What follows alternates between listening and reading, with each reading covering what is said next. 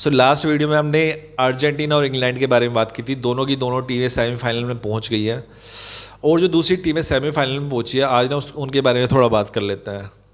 सो भाई स्पेन और फ्रांस भी सेमीफाइनल में पहुंच गई है और दोनों की दोनों टीमें ना यूरोपियन टीम्स हैं और रेगुलर बेसिस में एक दूसरे के साथ खेलती रहती है। यूरोपियन कप में एक दूसरे के अगेंस्ट खेलती है और सेमीफाइनल, क्वार्टर फाइनल और रेगुलर बेसिस खेलती रहती है। सो दोनों टीमों को एक दूसरे की स्ट्रेंथ और वीकनेस पता है। अभी रिसेंट जो यूरो कप हुआ था उसमें स्पेन ने हरा दिया था फ्रांस को और एक बहुत बढ़िया विन थी स्पेन के लिए। सो वो एक चीज़ जो होगी वो स्पेन के माइंड में होगी कि भाई हमने हरा दिया फ्रांस को। सो फ्रांस और स्पेन की राइवलरी तो अलग है। अगर हम इन दोनों की राइवलरी की बात करते हैं ना तो एक और राइवलरी सामने आती है, वो है भाई एम्बाप्पे और लामिन यमाल की। एक प्लेयर जो है वो बार्सिलोना की तरफ से खेलता है लामिन यमाल, और दूसरा प्लेयर रियल मैड्रिड की तरफ से खेलता है। एम्बाप्पे को शायद ही किसी प्लेयर ने इतनी बारी हराया हो जितनी बारी लामिन यमाल हरा चुका है। और ऑब्वियसली बार्सिलोना और रियल मैड्रिड की राइवलरी तो बिगेस्ट राइवलरी है प्लेनेट पे और इनके बारे में डिस्कशन भी बहुत ज़्यादा होता है। फ्रांस जो है वो इस वर्ल्ड कप की सबसे बढ़िया टीम है, सबसे बेस्ट टीम है। और अगर भाई मैं ये बोलता नहीं हूँ ना तो डेम्बेले और एम्बाप्पे आके ना मेरी गुद्दी नाप देंगे। सही कह रहा हूँ मैं, गुद्दी नाप देंगे वो। और भाई दोनों के दोनों कितने बढ़िया प्लेयर हैं। एम्बाप्पे देख लो, गोल पे गोल मारे जा रहा है, डेम्बेले भी गोल पे गोल मारे जा रहा है और ये ना एक दूसरे को असिस्ट भी प्रोवाइड कराता है जो इनको ना और डेडली बना देता है। और जो कॉम्बिनेशन है ना इनका, ये जब जब ये दोनों खेलते हैं ना फ्रंट लाइन में, मतलब फ्रांस अनआर्ग्यूबली इतनी ज़्यादा सॉलिड लगती है, इतनी ज़्यादा थ्रेटनिंग लगती है दूसरी टीमों के लिए। दूसरी टीमों के ना पैर कांप जाते हैं। फ्रांस का नहीं थर्ड कंसेक्यूटिव सेमीफाइनल है और अगर सब कुछ सही रहा तो ये थर्ड कंसेक्यूटिव फाइनल भी बन जाएगा। आपको पता है एम्बाप्पे ना अब तक फाइनल में हारा नहीं है। अब भाई आप आर्ग्यू करोगे कि लास्ट का जो वर्ल्ड कप था वो तो अर्जेंटीना जीत गई थी और वो भी फाइनल में अगेंस्ट फ्रांस, तो आप कैसे बोल रहे हो कि एम्बाप्पे फाइनल में हारे नहीं है। भाई वो जो मैच था ना वो पेनल्टी में गया था और पेनल्टी को आप नॉर्मल विन कंसीडर नहीं करते। अगर ऐसे ही चलता रहा ना तो इस वर्ल्ड कप के बाद एम्बाप्पे मिस्टर वर्ल्ड कप बन ही जाएगा। अब जो एक टीम है ना वो जो कि फ्रांस को हरा सकती है वो भाई स्पेन ही है।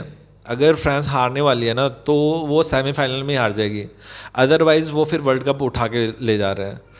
वर्ल्ड कप फाइनल में कोई भी आ जाए, इंग्लैंड आ जाए उधर दूसरी तरफ से या फिर अर्जेंटीना आ जाए, वो वर्ल्ड कप जीतने वाले नहीं है। तो स्पेन की जो बैकलाइन है ना वो बहुत ही बढ़िया काम कर रही है। उनकी बैकलाइन में कुकरिया, लपोर्टे, कुब्रासे जैसे प्लेयर हैं। और अगर उनकी बैकलाइन की स्ट्रेंथ की बात करूँ ना तो उन्होंने पूरी टूर्नामेंट में, वर्ल्ड कप की जो टूर्नामेंट हुई है उसमें खाली एक गोल खाया है, जो कि एक बहुत ही बड़ी अचीवमेंट है। वो भी लास्ट के मैच में आया था, उससे पहले तो एक भी गोल नहीं खाया था। ये बहुत बड़ी अचीवमेंट है। कोई और टीम ऐसा नहीं कर पाई अभी तक कि भाई खाली पूरी टूर्नामेंट में इतने सारे मैचेस हो चुके हैं और आपने खाली एक ही गोल खाया, तो कुछ ना कुछ बात तो होगी आपके बैकलाइन में। स्पेन भी परफेक्ट नहीं है। अगर आप लास्ट वाले मैचेस देखोगे, पोर्चुगल के अगेंस्ट जो मैच हुआ था काफ़ी बोरिंग मैच था, बट किसी तरीके से स्पेन ने वो मैच जीत लिया था लास्ट में आके। लास्ट में आके मैच इधर उधर हो सकता था बट फॉर्चुनेटली स्पेन ने वो मैच जीता। उसके अलावा जो लास्ट का मैच था बेल्जियम के अगेंस्ट, वो भी इतना ज़्यादा कन्विंसिंग नहीं था जितना हम एक्सपेक्ट कर रहे थे स्पेन से कि भाई 3-4 गोल मार के वो मैच जीतने वाली है, बट ऐसा नहीं हुआ। लास्ट में आके ही वो वाला मैच जीता है स्पेन ने। और एक सऊदी अरब का आप मैच ले लो, वो काफ़ी कन्विंसिंग था। अगर उसको छोड़ दो, बाकी के जो मैचेस है वो इतने ज़्यादा कन्विंसिंग नहीं लगे। और लामिन यमाल की फॉर्म भी इस टूर्नामेंट में वैसी नहीं रही है जैसे कि हम एक्सपेक्ट करते हैं। आप यूरो कप में देखोगे जो फॉर्म चल रही थी ना, जो ताबड़तोड़ फॉर्म चल रही थी, जो क्रॉसेज आ रहे थे, जो गोल्स लग रहे थे, वो आपको वर्ल्ड कप में दिखाई नहीं दे रहे। आप रीज़न कुछ भी दे सकते हो। मे बी बार्सिलोना में जो वर्कलोड था वो ढंग से मैनेज नहीं हो पाया, वो एक रीज़न हो सकता है। अगर आप मुझसे पूछते हो कि इस वर्ल्ड कप का बेस्ट मिडफील्डर कौन है, मेरे लिए भाई रोड्री इस वर्ल्ड कप का बेस्ट मिडफील्डर रहेगा।